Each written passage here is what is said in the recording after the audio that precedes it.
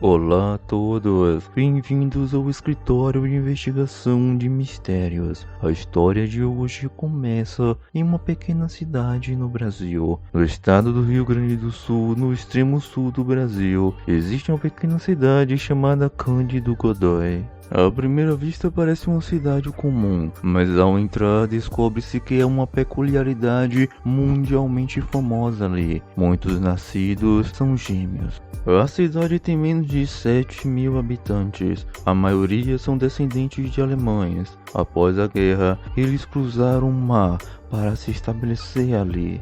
De acordo com as estatísticas, a proporção de gêmeos na pequena cidade de Cândido Godói chegou a impressionantes 20%. Em outras palavras, 1 em cada 5 mulheres grávidas dará luz a gêmeos. E geralmente, no resto do mundo, a proporção entre gêmeos é de 1 por 89. A incrível proporção da natalidade de gêmeos na cidade de Cândido Godói atraiu rapidamente a atenção de especialistas e estudiosos. O historiador argentino Jorge Camarasa propôs uma hipótese: o segredo da cidade gêmea provavelmente estaria relacionado a um experimento étnico conduzido pelo médico militar nazista Mengele. Ele mencionou que após a Segunda Guerra Mundial, o infame médico Mengele fugiu para o Brasil e durante muitos anos conduziu experimentos humanos nessa pequena cidade, com o objetivo de criar a melhor raça do mundo para os nazistas. Então, o que aconteceu naquela época? 1935, Himmler, comandante da SS nazista, estabeleceu o projeto Lebensborn. Desde o século XIX, o darwinismo social prevalecia. Ele defendia a visão de Darwin sobre a competição pela sobrevivência e a seleção natural, que também era aplicável para explicar a lei de desenvolvimento da sociedade humana. Somente os fortes podiam sobreviver e os fracos teriam como destino a destruição. Esta competição pela sobrevivência constitui a motivação básica para a evolução social. Para os chefes da Alemanha, Hitler e Himmler, a sobrevivência do mais apto em condições naturais é muito lenta. Uma intervenção humana deveria ser realizada para cultivar uma super-raça. Esta era a intenção original do projeto Lebensborn. Eles pregavam que este plano teria um prazo de 100 anos e serviria para o bem da humanidade. Sobre grande incentivo e lavagem cerebral, inúmeras mulheres entraram voluntariamente neste campo de fertilidade e até sacrificaram seus filhos. O acampamento experimental Lebensborn no início era apenas para reunir mulheres grávidas. Caso fossem selecionadas, elas seriam cuidadas como princesas. Depois que os filhos nascessem, seriam mantidos no acampamento experimental para que recebessem a melhor educação. Se não houvesse condições de criar os filhos, as crianças seriam enviadas para famílias nazistas de classe alta. Mas nem todas as mulheres grávidas poderiam ser admitidas. Elas precisavam passar por uma triagem rigorosa e o único critério para a triagem era a pureza da raça. Por 3 gerações, a família não deveria ter genes judeus. Este gráfico é o critério de triagem daquela época. Os pontos brancos representam a ancestralidade ariana, os pontos pretos representam a ancestralidade judaica. Os 5 tipos de pessoas da esquerda para a direita são alemão de raça pura, 1/4 judeu, metade judeu, 3/4 judeu e judeu puro.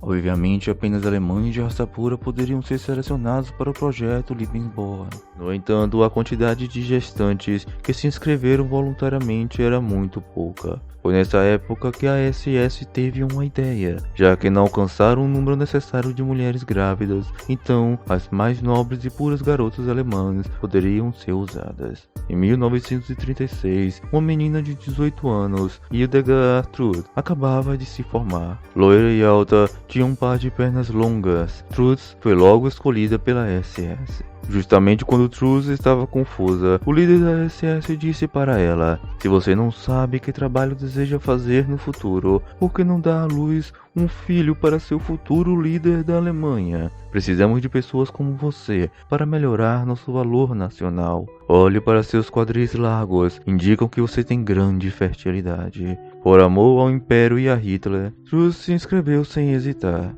Houve centenas de lindas garotas com cabelos loiros e olhos azuis que entraram no Lebensborn no mesmo grupo de Truth. Elas assinaram um acordo de sigilo e disseram à família que iriam morar certo tempo no dormitório de um curso que faziam, organizado pelo governo. Elas concordaram em entregar as crianças aos cuidados do país após o nascimento. As meninas tiveram relações com fortes oficiais nazistas. Organizado pelos cientistas, um evento de encontro às cegas em grande escala começou.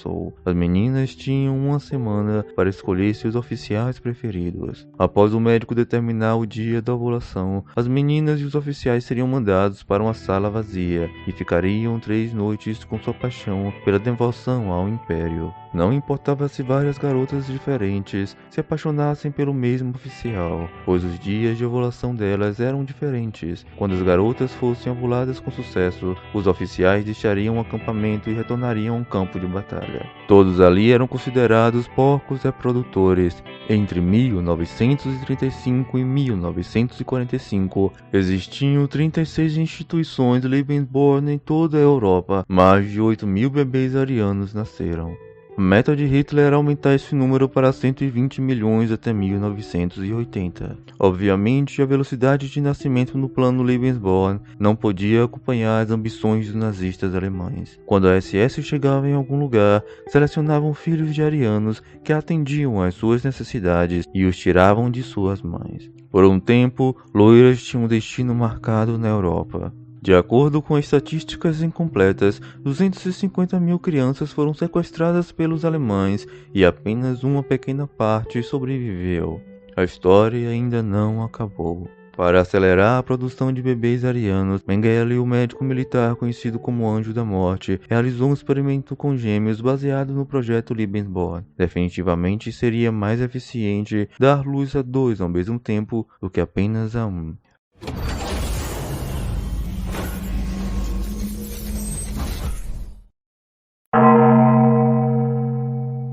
A teoria de Mengele era: humanos e cães têm registro genealógico. Podemos aprimorar a raça de cães em laboratórios, então também poderíamos aprimorar a raça humana. No início dos anos 1940, Mengele foi transferido para o notório campo de concentração de Auschwitz, que também se tornou o principal local para o seu pervertido experimento dos gêmeos. De acordo com as estatísticas, Mengele realizou experiências com 1.500 pares de gêmeos, e menos de 100 deles sobreviveram. Crianças com pequenas manchas na pele ou defeitos no corpo, ou até mesmo se tivessem passado por cirurgia de apendicite, eram brutalmente enviadas para a câmara de gás. Eva Moss e sua irmã gêmea Miriam foram sobreviventes do experimento dos gêmeos. As irmãs nasceram em um pequeno vilarejo no centro da Romênia. Havia 4 filhos na família. Eva e Miriam também tinham 2 irmãs mais velhas. A família vivia uma vida pacífica e feliz, mas quando o exército nazista entrou na aldeia, sendo elas a única família judia, foram forçadas a embarcar no trem para o campo de concentração. Quando desceram do trem com inúmeros judeus, a SS viu Eva e Miriam e sua mãe segurando suas mãos. Os oficiais gritaram com entusiasmo: "Olha, tem gêmeos ali!" Eva e Miriam foram levadas para o laboratório no campo de concentração.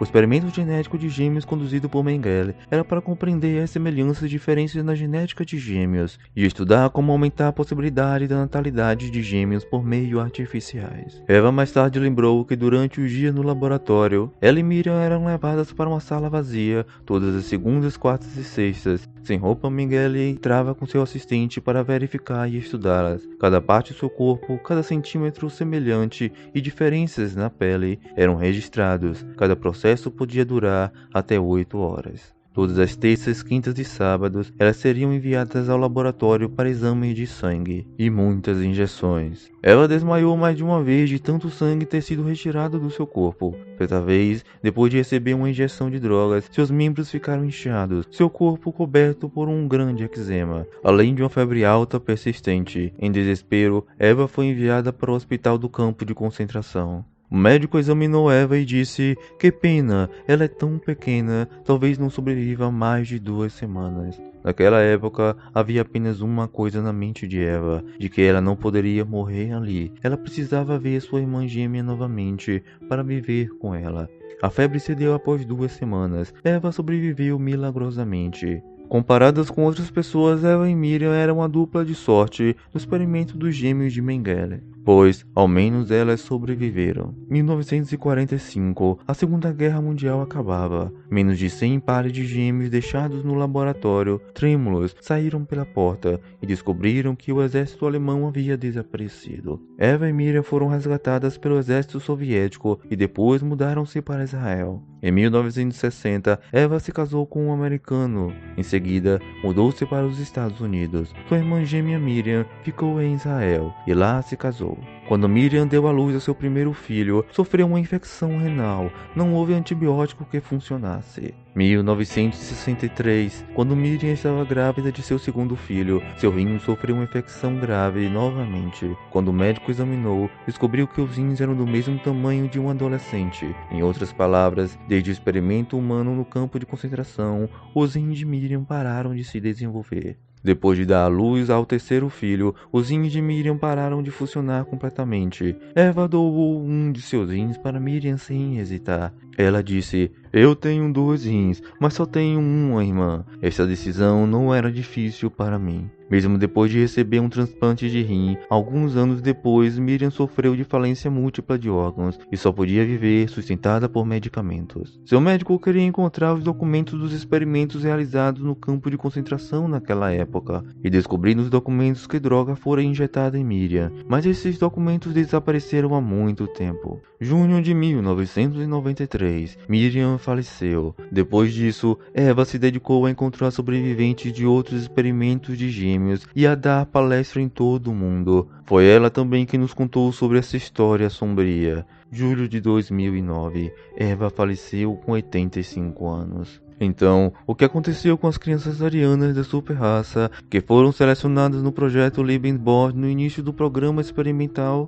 Anne-Frid Lindstad, uma das principais cantoras da banda pop sueca ABBA, também era uma criança nascida no projeto Lebensborn. A mãe dela era norueguesa e o pai era alemão. Para ela, o período mais feliz de sua vida foi quando ela morava na casa do avô, na Alemanha, antes dos 6 anos. 1947. Anne-Frid foi enviada para a casa de sua mãe biológica. Quando chegou pela primeira vez na Noruega, Anne só falava alemão. A cada palavra em alemão que falava era espancada por seu padrasto. Quando ela cresceu, as surras se transformaram em agressão sexual. O padrasto até ameaçava dizendo: "Esses híbridos nascem para o uso humano." Em 2018, na comemoração do 70º aniversário da Declaração Universal dos Direitos Humanos, a primeira-ministra norueguesa Erna Solberg, pela primeira vez em nome do país, pediu desculpas às mulheres norueguesas e descendentes de alemães que sofreram injustiças naqueles anos. Mesmo assim, era incapaz de compensar o trauma psicológico sofrido. De acordo com os resultados de uma pesquisa, crianças nascidas no projeto Lebensborn tinham uma taxa de suicídio muito maior do que a média alemã. São os nazistas e a SS que deveriam ser julgados e punidos. O que havia de errado com essas crianças inocentes? Como Paul Hansen, nascido sob o projeto Lebensborn, disse: "Eu nunca consegui me livrar dessa vergonha. Gostaria de ter morrido e ter minhas cinzas espalhadas ao vento, assim não seria selecionado." Então, depois de realizar o Lebensborn e o experimento dos gêmeos, o exército alemão alcançou resultados significantes. Retornando à cidade dos gêmeos de Cândido Godoy, mencionada no início da história, os moradores da cidade ficaram chocados com a teoria do experimento étnico nazista, relatada por historiadores argentinos. Eles não podiam acreditar que era um produto do experimento da morte. Subsequentemente, alguns cientistas no Brasil formaram uma equipe de pesquisa para conduzir uma investigação detalhada sobre a data de nascimento e batismo na pequena cidade histórica. A pesquisa mostrou que o primeiro pico registrado no batismo de gêmeos na pequena cidade ocorreu em 1927. Desde então, a taxa de natalidade de gêmeos aumentou. O médico militar nazista Mengele não havia chegado no Brasil na época. Em outras palavras, o mistério dos gêmeos na pequena cidade, na verdade, não tinha nada a ver com os experimentos com gêmeos nazistas. A SS agitou-se por tantos anos e sacrificou tantas vítimas inocentes, mas ainda não conseguiu criar o super-humano. Talvez esta seja a vontade de Deus. Isso é tudo que gostaríamos de compartilhar. Até a próxima. Tchau, tchau.